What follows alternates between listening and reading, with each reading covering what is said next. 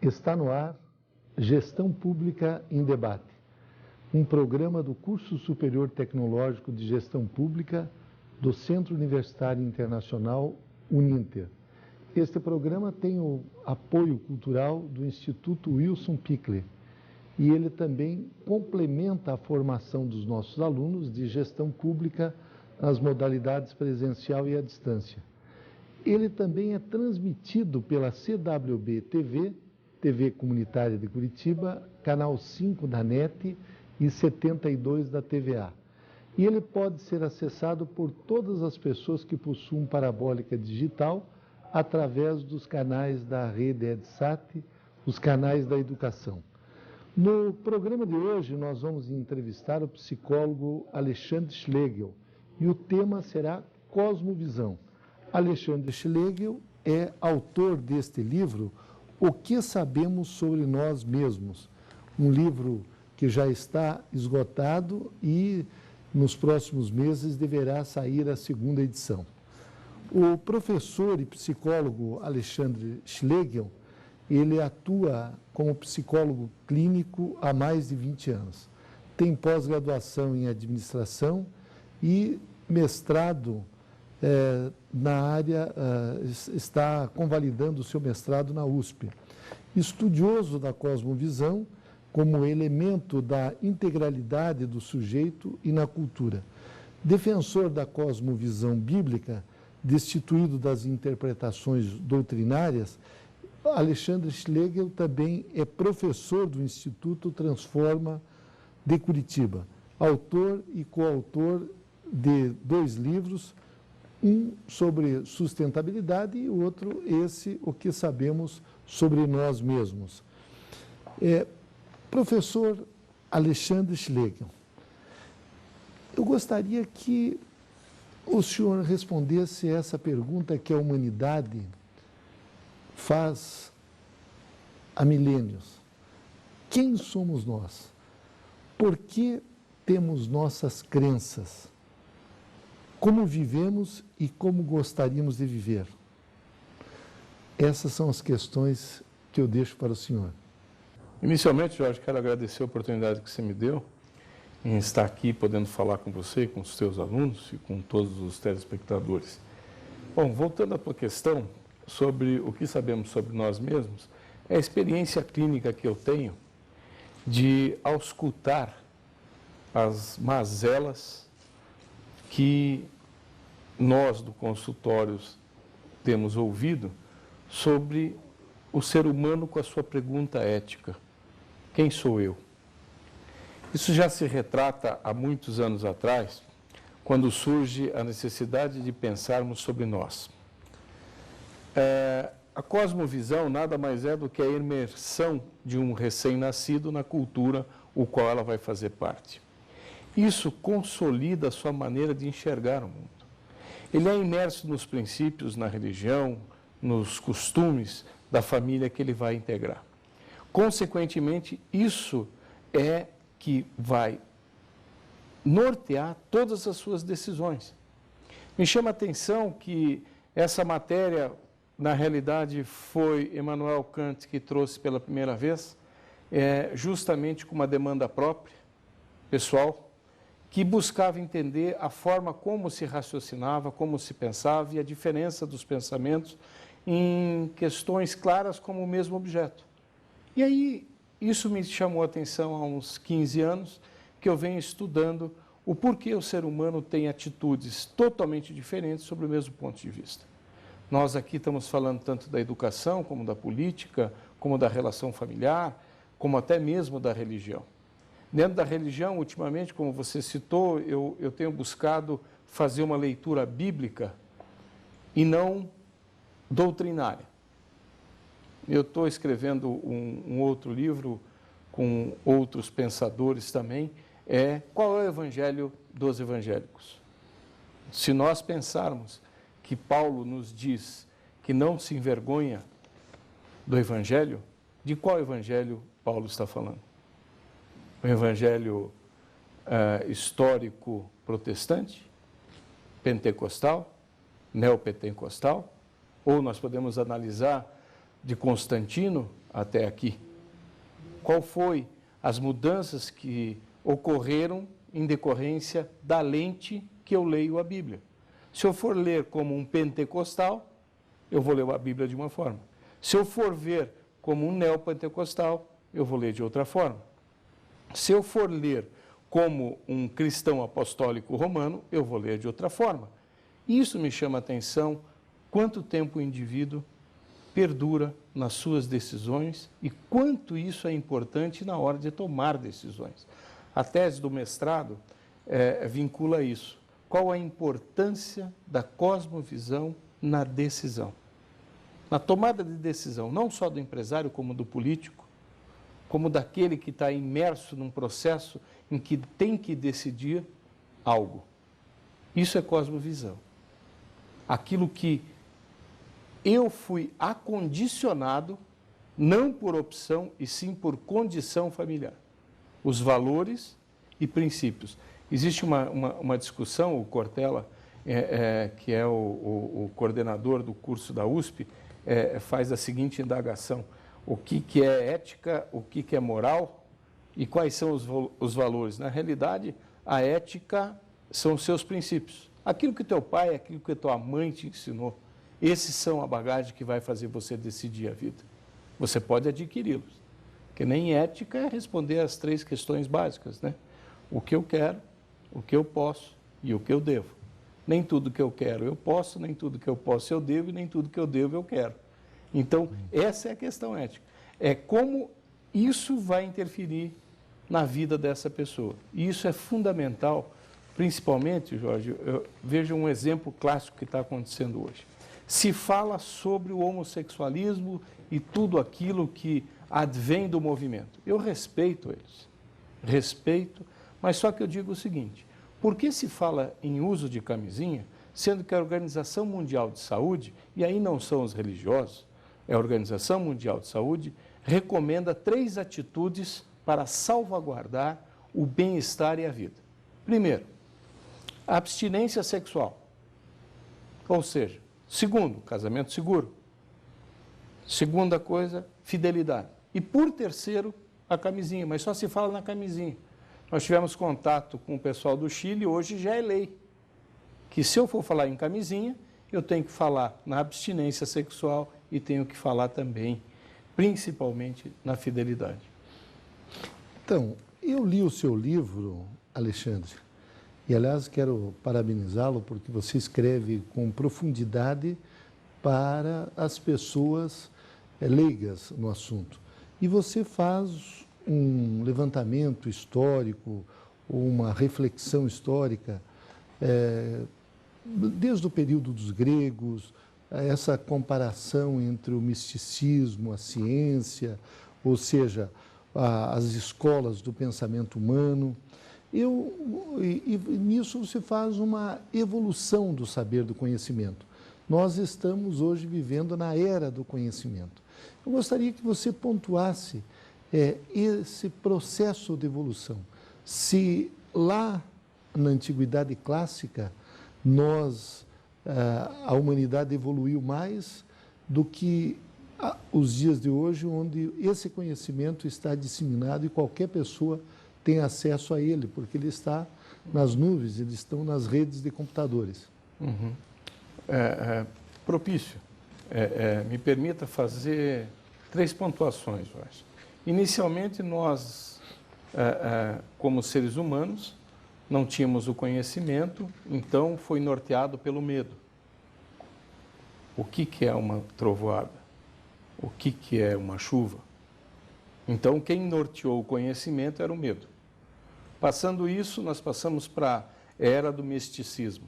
Ou seja, entramos no campo em que um determinado Deus fez algo que a colheita não aconteceu, que a chuva não ocorreu, e daí surge todo o conhecimento místico sobre a realidade. Nós temos que entender que a ciência nada mais é do que a descrição da realidade. Não se discute aqui se ela é verdadeira ou ela é falsa. Eu estou discutindo como processo de conhecimento. A ciência, existe a metodologia que eu usei para comprovar que esse livro que está na tua mão é verdadeiro aqui ou em qualquer lugar. Então, essa é a metodologia. A tecnologia nada mais é do que a aplicação desse estudo da realidade. Hoje nós estamos aqui falando para milhões de pessoas. Graças ao quê? Ao avanço tecnológico da possibilidade já antecipadamente descoberta pela ciência. A inovação, que é outro ponto que tem chamado muita atenção hoje em dia, nada mais é do que justamente essa evolução da tecnologia de uma forma diferente. Então, o conhecimento, Jorge, ele se baseia, primeiro, pelo medo, segundo, pelo misticismo, terceiro, pela ciência. Todo o conhecimento humano progrediu devido às análises das realidades.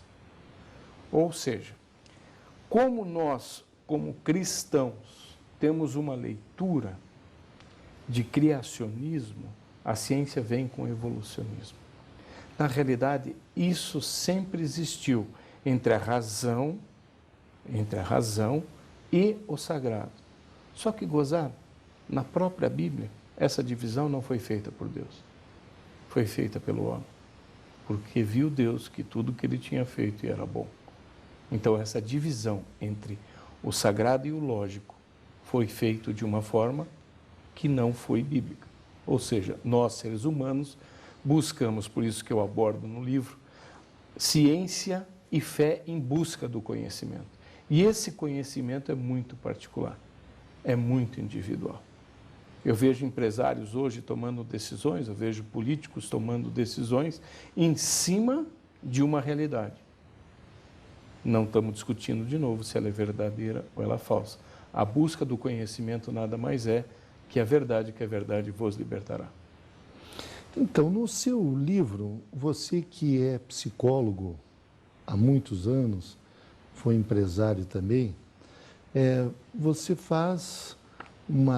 você dá uma visão conceitual de cosmovisão relacionada com os aspectos psíquicos. Uhum. Eu gostaria que você também abordasse essa questão. Veja, Jorge, como eu disse, né, a cosmovisão é o princípio norteador das tuas decisões. Consequentemente, todo o estudo que a psicologia propõe, desde o comportamentalismo até o inconsciente de Freud, nós encontramos questões que nos remetem a quem somos e o que esperamos de nós, conforme nossa imersão. Por isso que eu digo que nós somos fruto da cultura. Ou seja, nós somos imersos numa cultura. Consequentemente, esta imersão faz com que eu, indivíduo, faça uma leitura. É minha leitura, simplesmente minha leitura singular e particular. Isso me leva a tomar todas as decisões, tanto no campo afetivo como no campo de trabalho. Posso afirmar que na clínica existem apenas duas perguntas: sobre a questão do amor e sobre a questão do trabalho. São essas duas questões que levam o indivíduo a buscar se conhecer. A procurar um psicólogo? Na realidade, ou quando eu digo amor e trabalho, são as questões, justamente as dificuldades no relacionamento e principalmente as dificuldades na hierarquia no trabalho. E aí me perguntam sempre, né? Alexandre, como termina uma análise? Uma análise termina amando aquilo que você trabalha e trabalhando por esse amor, né? Porque nós, seres humanos, gostamos desse desafio de ser amado pelo próximo. Me diz uma coisa, Alexandre. O líder, o verdadeiro líder, ele toma decisões de uma forma diferente da pessoa comum, ou ele também se baseia na realidade, ele não vai muito na intuição? Qual é o comportamento do líder na hora de tomar uma decisão? Veja, esse foi o meu estudo de mestrado. Agradeço essa pergunta porque vai poder eu expor para todos a minha forma de pensar. No íntimo, o líder sempre está só. E aí eu vou fazer referência a você. Opa, obrigado. No teu gabinete, dentro das quatro paredes, você pode estar repleto de assessores, de outros colegas.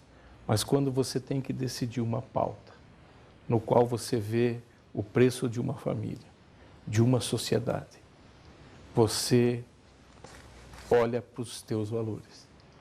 Imprescindívelmente, a decisão é tomada solitariamente. Esse é o preço do verdadeiro líder. Ele pode ter os aconselhadores, isso é histórico, mas quem decide?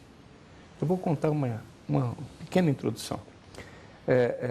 Friedrich Nietzsche, em um determinado tempo da sua vida, ele escreve um livro, Zaratustra, aonde ele relata a morte de Deus, aonde ele cria, então, a raça de super-homens. Esse livro não vendeu nenhum exemplar. Ele simplesmente pegou 20 e distribuiu para os amigos. Depois ele foi acometido de esquizofrenia, foi interno e morreu. 34 anos depois da sua morte, um grupo político chamado Nazi na Alemanha compra esses escritos da sua irmã, a irmã de Nietzsche, e Adolf Hitler torna aquele livro uma verdade. A raça pura ariana foi baseada numa ideia de Nietzsche. Essa decisão foi unilateral, simples, de Adolf Hitler. Outro exemplo. Hegel descobre o dualismo. Karl Marx faz o dualismo materialista, que foi a base do comunismo. Essa ideia foi literariamente muito bem vendida, porque Karl Marx não fez um movimento de protesto e nem implantação de comunismo. Mas Stalin pega os seus livros e constitui isso e produziu mais mortos do que a Segunda Guerra. Agora você vê o poder de uma ideia e o poder de decisão de um indivíduo, o que os fatos históricos nos contam. A decisão de um líder é solitária. Você fala no seu livro do político cósmico.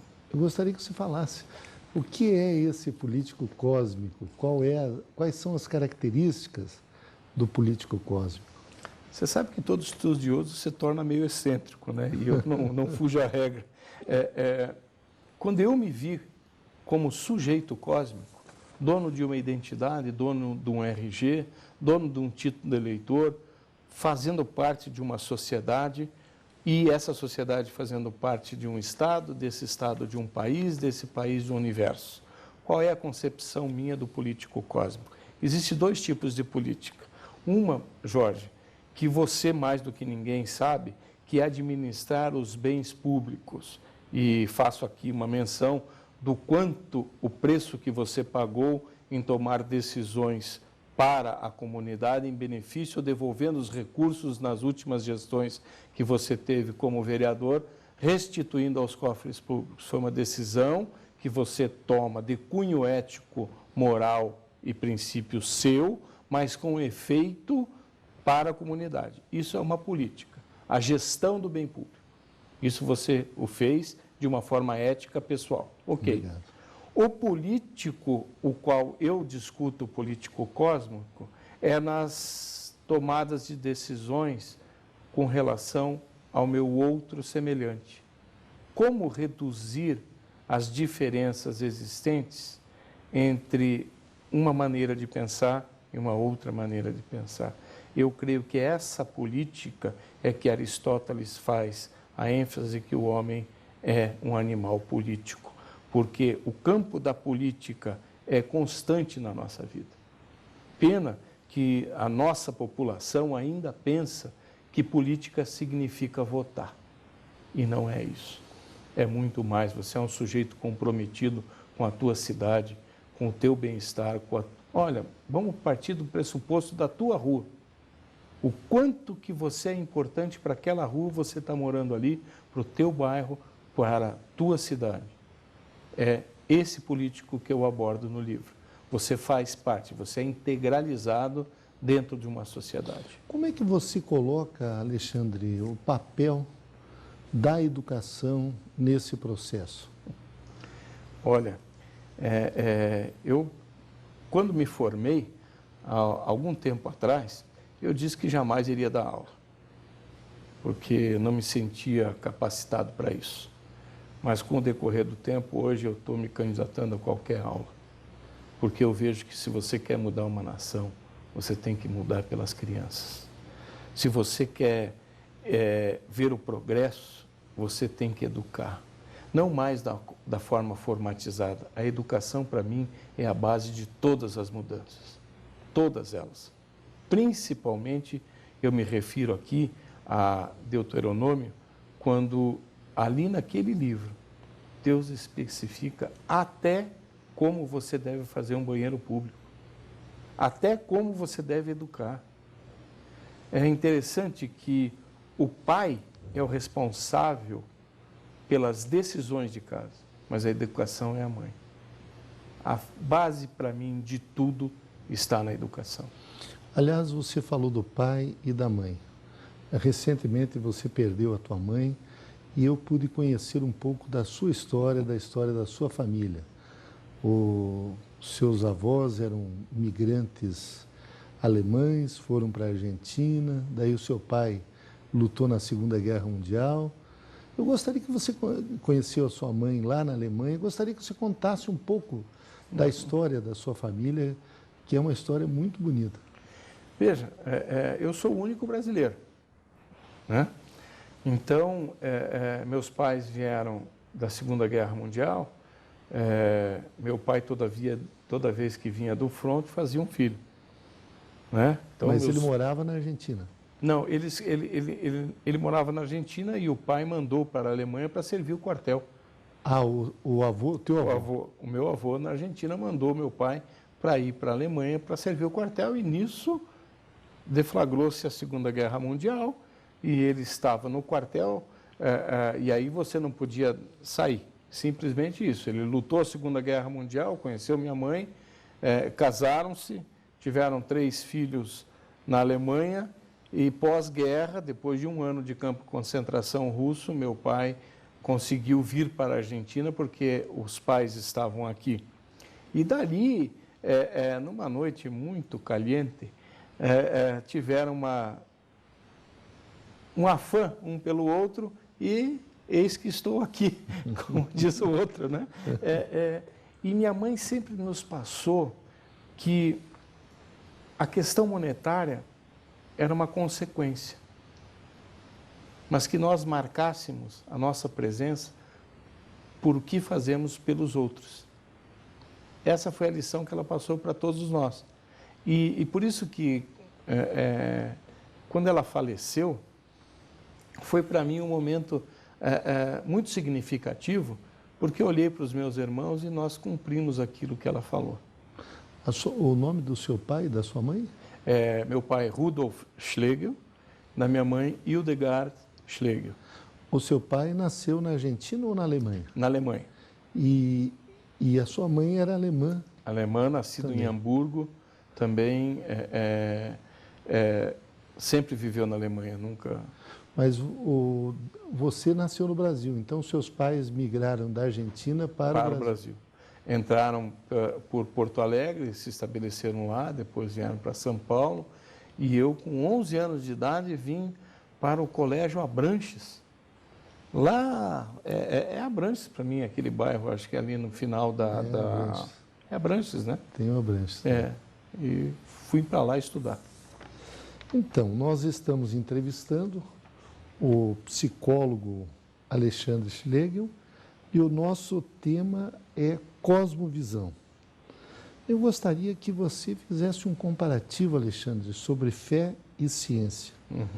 O que a fé tem a ver com a ciência? Veja, eu preciso ter muita fé para acreditar na ciência, né? Você há de convir comigo que certo. Acreditar num boom e criou-se o mundo, ou pior ainda, quando nós, em 1930, um físico comprova que jamais existiríamos a televisão a cores. E hoje nós temos a televisão a cores. Outro, em 1950, falou que a capacidade de um Harvard, de um computador, não chegaria a 2 GB. Hoje nós já estamos falando em tera. Ciência e fé são dois campos que não são mais antagônicos, como parece. A ciência busca comprovar um Criador e a fé diz da existência desse Criador. A discussão está aí, Jorge. Aí, a evolução da ciência nada mais é do que a busca do conhecimento. Conhecimento nada mais é do que filosofia. Filosofia nada mais é do que gostar do que se sabe. Então, fé e ciência, eu a princípio coloco os dois no mesmo campo. Se a gente para pensar, a teologia nada mais é do que a ciência de ler os textos divinos, sejam esses budistas, islâmicos, católicos, evangélicos, hinduístas. Essa diferenciação, acho que cai de novo naquilo que eu venho pontuando no livro, que essa busca do sagrado e do lógico, estamos falando do mesmo campo. Por isso a importância de saber como eu pude ter a visão do mundo que eu tenho.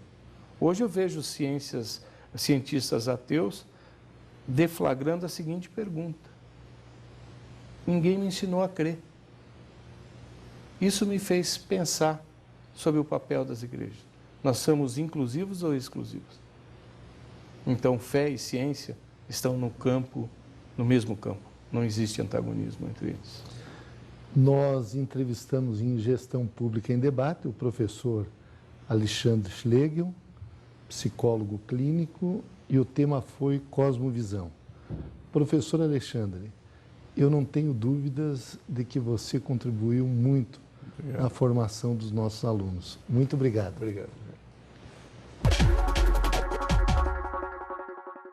Educar é fazer sonhar, é acreditar no valor das pessoas, ampliando seus horizontes. Educar é realizar. Com a missão de criar oportunidades que transformam a vida de quem precisa, o Instituto Wilson Pickler de Responsabilidade Social faz a diferença para muitas pessoas. Oferece cursos de graduação e pós-graduação à distância, em parceria com o Grupo Uninter, e cursos livres de capacitação. Além disso, possui projetos de geração de renda para comunidades carentes. Instituto Wilson Pickler de Responsabilidade Social, acreditando no valor das pessoas através da educação.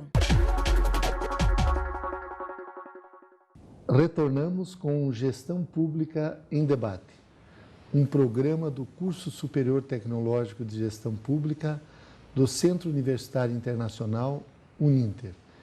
Este programa ele tem o apoio cultural do Instituto Wilson Pickler e ele complementa a formação dos nossos alunos de gestão pública.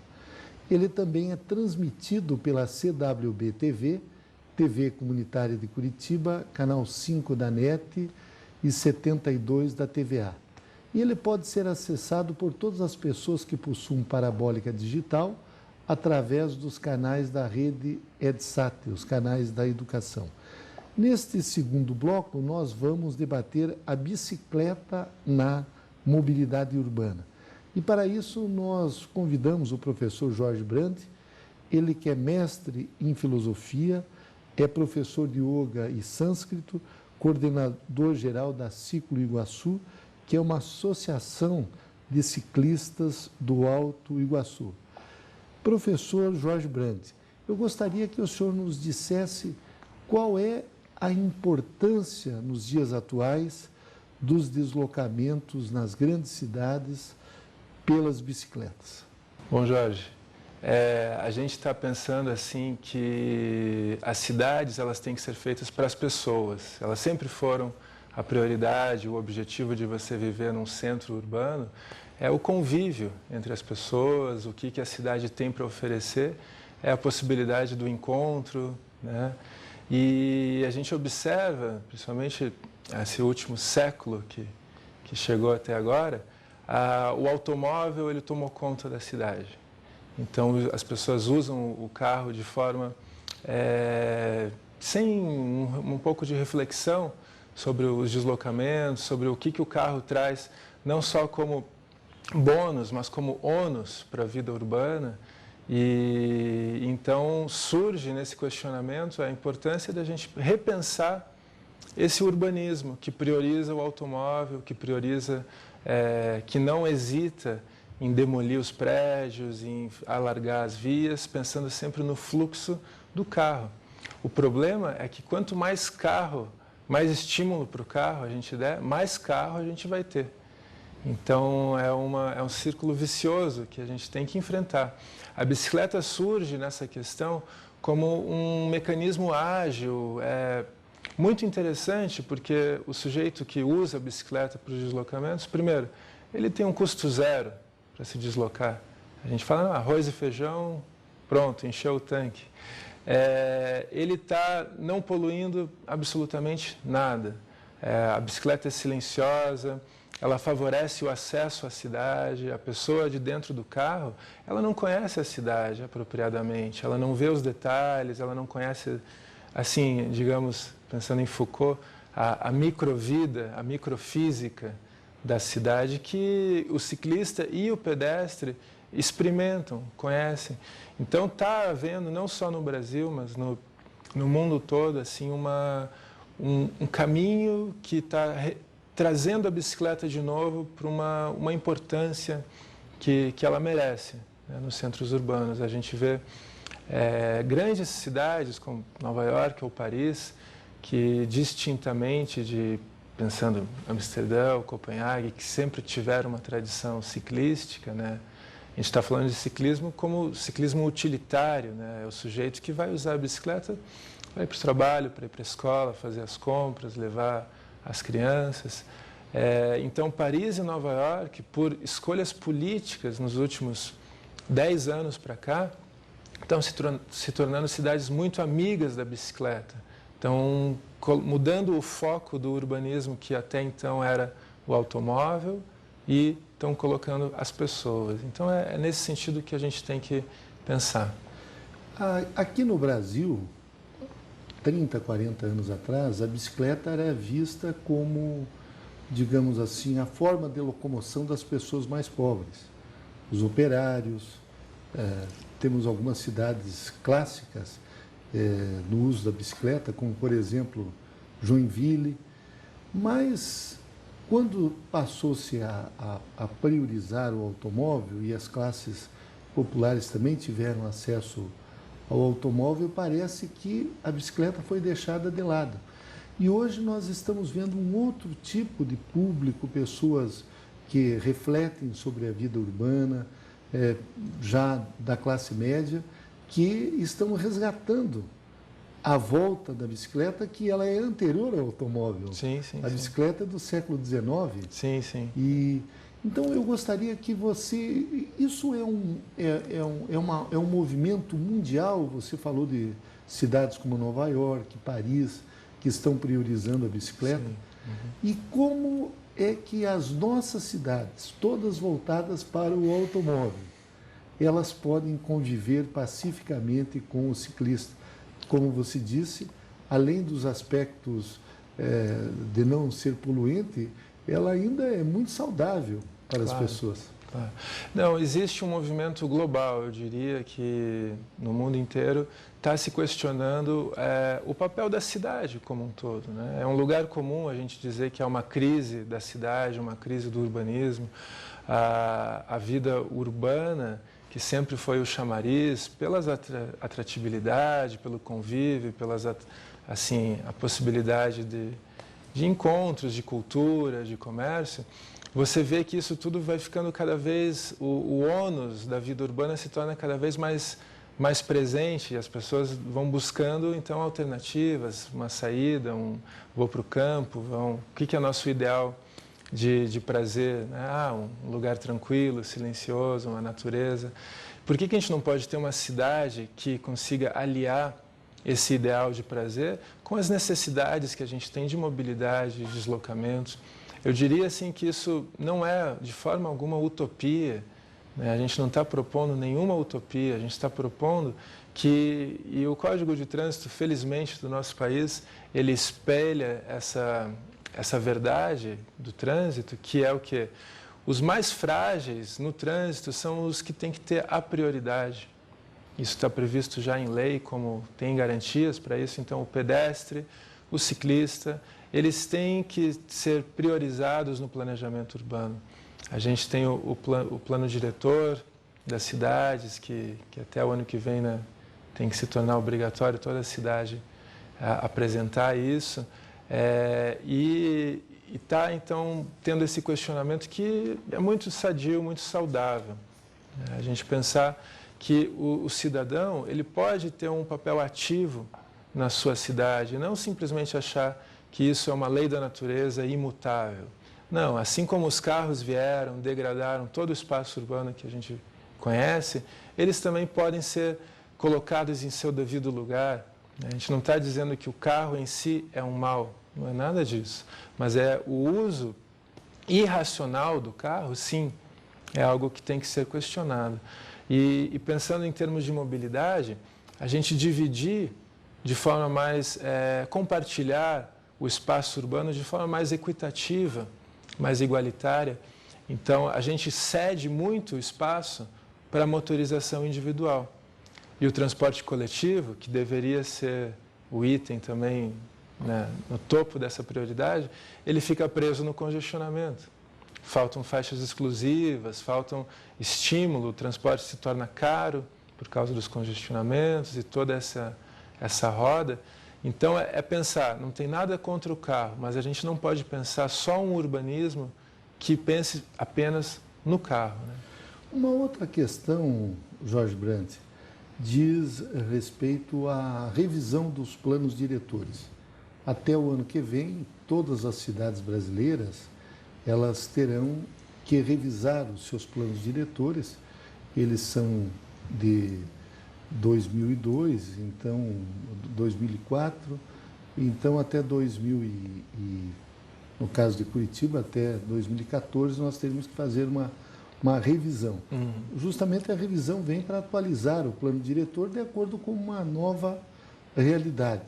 E nós percebemos nesses últimos anos de que também começam a se debater planos diretores na área cicloviária. Sim.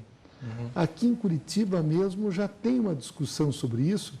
Eu gostaria que você nos apontasse a que nível está essa discussão e quais são as possibilidades que vai trazer esse novo plano diretor na área das ciclovias. Olha, eu diria assim, a gente até então não tem um plano diretor cicloviário, né? O que é muito importante porque ele vai determinar as diretrizes e é importante que esse plano ele amarre o orçamento, porque não adianta você ter um plano e não ter dinheiro para executá-lo. Isso. E também o plano ele tem que ter metas, A gente vê as cidades que eu citei anteriormente, Paris, Nova York, Amsterdã, que trabalham com metas muito ambiciosas de assim chegar realmente a uma porcentagem de 50%, por exemplo, das viagens urbanas serem feitas de bicicleta, né? Isso vai acontecer na medida em que a gente tiver estrutura e campanhas educativas permanentes, assim, que não só estimulem o uso da bicicleta, mas estimulem e fomentem o respeito ao ciclista e ao pedestre. Então, são coisas que vão andar junto. O plano diretor ele é muito importante porque, independente do gestor que ocupe a cadeira de prefeito ou de chefe do planejamento, tem um plano diretor que tem que ser respeitado, que tem que ser cumprido, e isso deixa de ser uma pauta simplesmente de um grupo da sociedade civil, mas se torna uma pauta da cidade como um todo, né? A gente costuma dizer que quanto mais bicicleta, melhor para todo mundo, até mesmo para os motoristas. Porque cada bicicleta é um carro a menos. Isso, exatamente. Então, se eu como motorista gostaria que esses outros motoristas saíssem da minha frente, então eu que tenho uma ciclovia muito boa, segura, que eles vão sair. Daí eu vou ter mais espaço para andar de carro. Ano passado nós tivemos, Jorge, eleições municipais em todo o Brasil. Evidentemente que essa questão da mobilidade é um assunto de interesse local. Qual foi o nível do debate sobre a mobilidade urbana através das bicicletas, ou seja, implantação de ciclovias?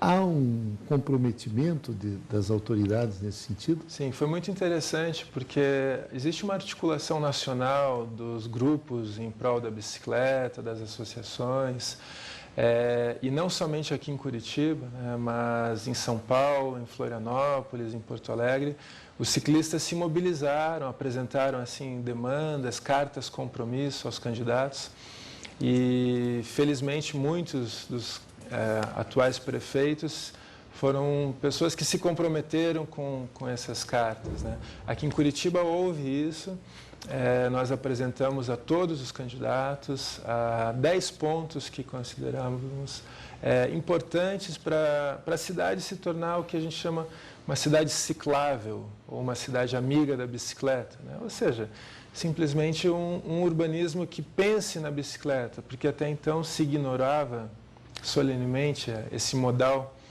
Então, isso foi muito produtivo. A gente conseguiu, um dos objetivos nossos era que a discussão nas eleições contemplasse essa pauta, a pauta da mobilidade, da ciclomobilidade.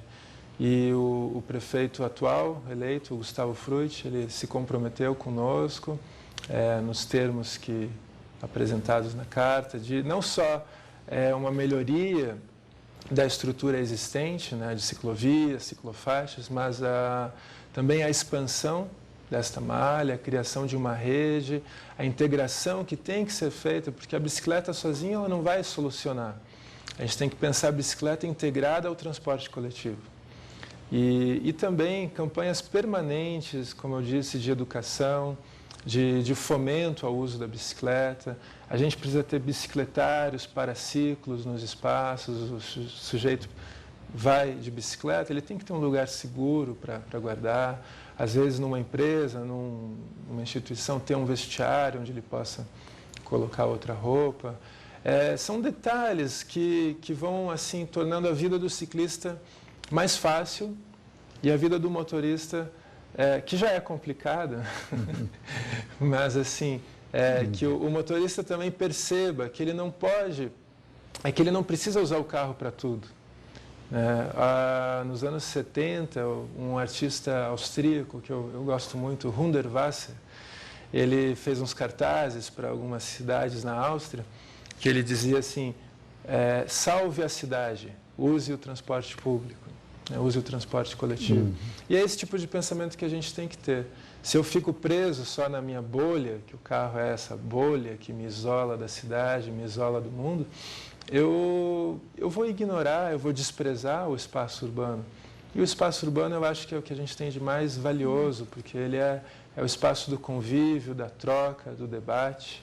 E então, assim, a gente está confiante de que nos próximos anos a questão da bicicleta se estruture, né? Porque a gente está com algumas décadas de atraso ao que aconteceu em Copenhague, em Amsterdã, mas a esperança é que cheguemos próximos disso. Aliás, Jorge, você lembrou dos compromissos que o prefeito aqui de Curitiba, o Gustavo Frutti, assumiu, e ele até teve um gesto simbólico. No dia da sua posse, ele foi da Câmara Municipal à Prefeitura de bicicleta. Sim. Claro que isso é uma demonstração de que a bicicleta que estava relegada a um segundo plano passa a ser um objeto de utilização nos deslocamentos urbanos. Com certeza, e tem, como você bem disse, um gesto simbólico, uma semiótica nisso tudo, que é a partir do momento em que o prefeito, que é o chefe dos órgãos todos, está dizendo que tem que respeitar a bicicleta, que é bom usar a bicicleta. Isso é um sinal claro, não só para a sociedade, mas o que é muito importante, para todo o corpo técnico dos funcionários, dos secretários, que tratem essa questão com carinho, com atenção que merece, né?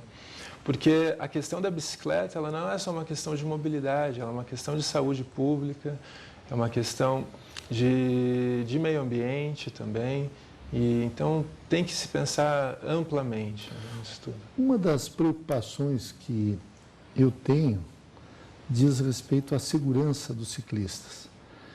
Vocês da Associação de Ciclistas do Alto Iguaçu apontam cerca de 80 pessoas que morreram nos últimos 3 anos aqui em Curitiba, atropeladas por automóveis. Essas pessoas eram ciclistas. E ônibus também. E ônibus. E recentemente teve um caso de um menino aqui no bairro de Santa Cândida, que perdeu a vida de 14 anos, e os colegas de escola fizeram uma manifestação, colocaram a fotografia dele nas camisetas, e Bruno, o nome do menino, de 14 anos.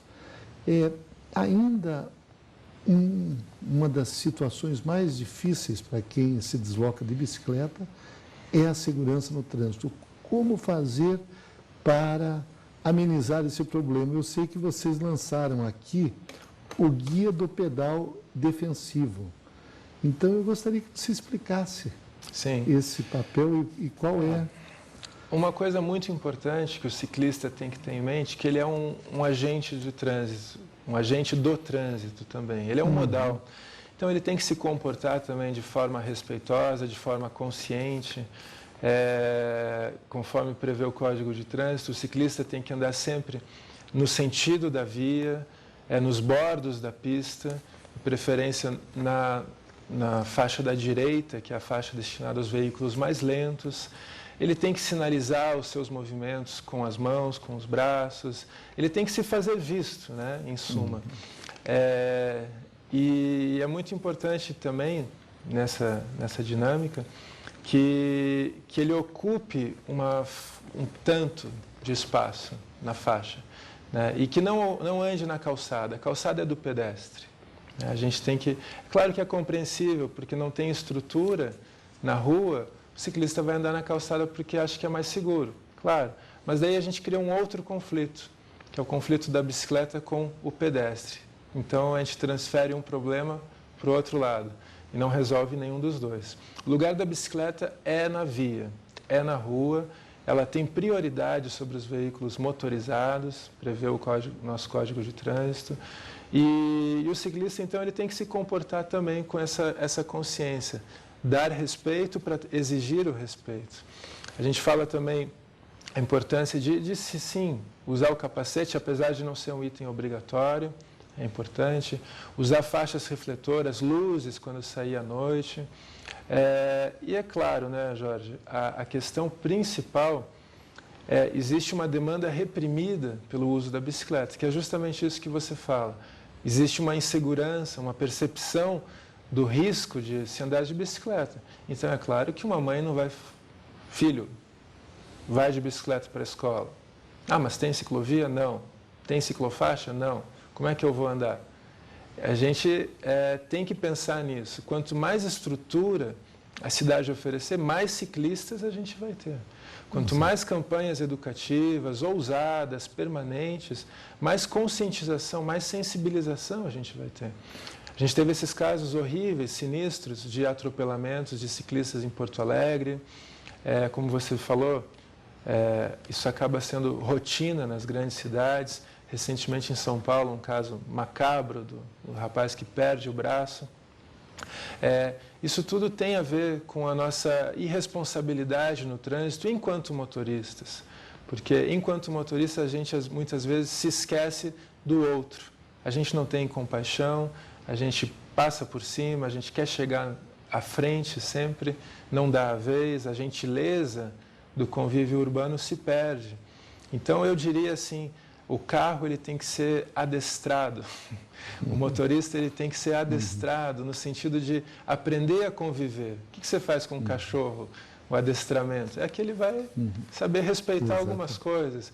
Então, as nossas autoescolas, o Detran, também tem que ter um papel muito mais do que saber se o sujeito sabe fazer uma baliza, é saber se esse motorista que vai entrar para as vias, se ele sabe respeitar o pedestre, se ele sabe respeitar o ciclista. Eu acho que isso seria uma forma muito mais avançada de julgarmos o bom motorista do mau motorista. Aliás, aqui, nesses conselhos, digamos assim, no guia do pedal defensivo, o item 6 coloca que se não confie plenamente no motorista. Justamente por causa disso. Você sabe, né, Jorge, a nossa lei, ela criminaliza a vítima. Exato. Né? e ela solta como os atropeladores, eles recebem o habeas corpus rapidinho e estão soltos. Enquanto que, por exemplo, na Holanda, a culpa num acidente envolvendo a bicicleta, presume-se que a culpa é sempre do motorista. Sim. Então é ele que tem que mostrar a sua culpa inocência. objetiva. Exatamente. Outro dia eu encontrei um amigo na rua e ele disse: "Ah, Jorge Bernardi, eu sou ciclista e ando nas vias do expresso." Daí eu disse: "Mas é perigoso?" Ele diz: "Não, mais perigoso é andar fora das vias do ônibus. Aqui em Curitiba nós temos essas vias exclusivas do ônibus." E daí eu disse: "Mas você não corre risco?" "Não, eu corro risco a cada instante", ele falou. "Mas é mais seguro lá ainda." Existe uma percepção, eu diria, porque a gente não tem a rede do uso, né? Não tem as ciclovias, as ciclofaixas. Então, os ciclistas aqui na nossa cidade acabam optando em enfrentar o ônibus que vem a cada minuto do que os carros que não dão nenhum espaço, né? É uma sensação um pouco ilusória, porque ainda mais agora que a gente tem os ônibus biarticulados, os azulões, né, que vão muito mais rápido, são mais silenciosos e que vão fazer ultrapassagens nos demais ônibus. Ou seja, essa sensação de segurança, essa pseudo-sensação de segurança, ela vai ficar muito abalada. Então, isso faz com que seja mais urgente ainda, e isso é um dos itens que esperamos do prefeito, uma ação, a criação da rede inicial de ciclofaixas e ciclovias junto a essa rede estrutural do transporte coletivo. Você, Jorge, você é mestre em filosofia, é professor de yoga e sânscrito, morou na Índia,